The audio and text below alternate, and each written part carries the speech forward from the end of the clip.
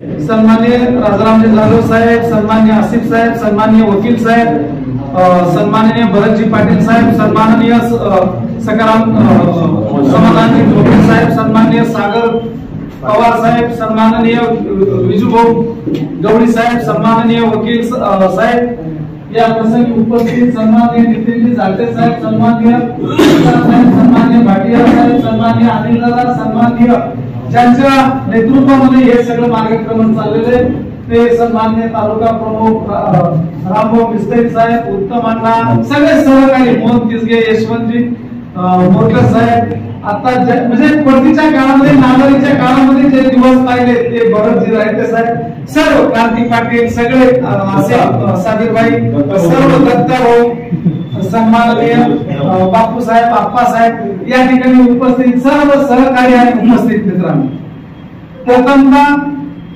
या छोट्या खाण्या बैठकी प्रसंगी जी यादी मला दिली, काय घटना घडली, ती जबाबदारी फक्त खरं म्हणजे मुंबईला गेलो असतो तर सगळ्या आपल्या मायबापांना विचारलं आणि सोबतच गेलो असतो, परंतु जो घटनाक्रम अतिशय तातडीने झाला तो घटनाक्रम आपल्या सगळ्या जबाबदार पदाधिकाऱ्यांजवळ ठेवण्यासाठी आजची छोटी खाणी बैठक, या छोटेखानी बैठकीसाठी एकूण एक पदाधिकारी या ठिकाणी उपस्थित राहिला.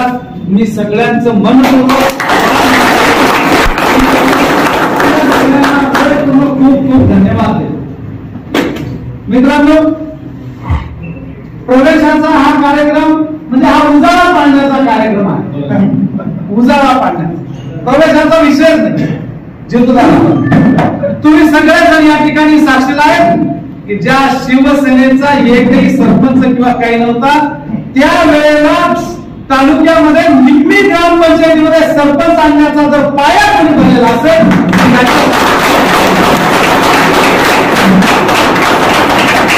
साम दाम दंडात्मक कोणी भूमिका निभावलेली असेल पडतीच्या काळामध्ये तर त्याचे साक्षीदार तुम्ही आहे.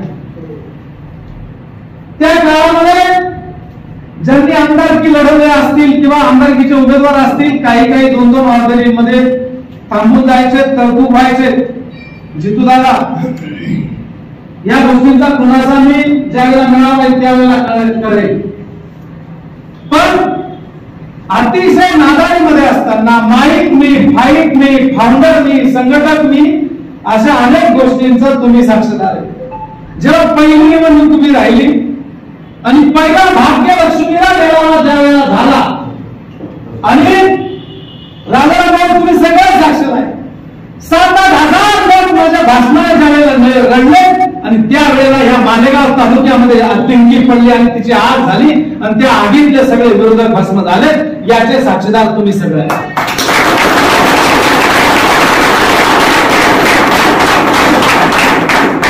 तो मेळावा झाल्यानंतर त्याच रात्रीला आज विद्यमान मंत्री महोदयांबरोबर जे हिरे साहेब आहेत, केवळजी हिरे साहेब, हे माझ्याकडे रात्री आले आणि नको ते आदेश घेऊन आले. त्यांनाही पोरगा आहे, माझाही संभाजी राजगुंडा इथे पोरगा आहे. ज्या वेळेला येईल त्यावेळेला स्टेजवर हात घेऊन सांगेल 25 लाख आणि 30 लाख आणि काय जास्ती ऑर्डरी. मी म्हटलं या ठिकाणी आजची वेळ गेली, केवळ आपण आपली बैठ आणि आपलं नाटक होतं बामणगावचं, हे ही निवडणूक संपल्यानंतर कधी सुद्धा उठवलं नाही गेटची, तो खानदानी पट्टा.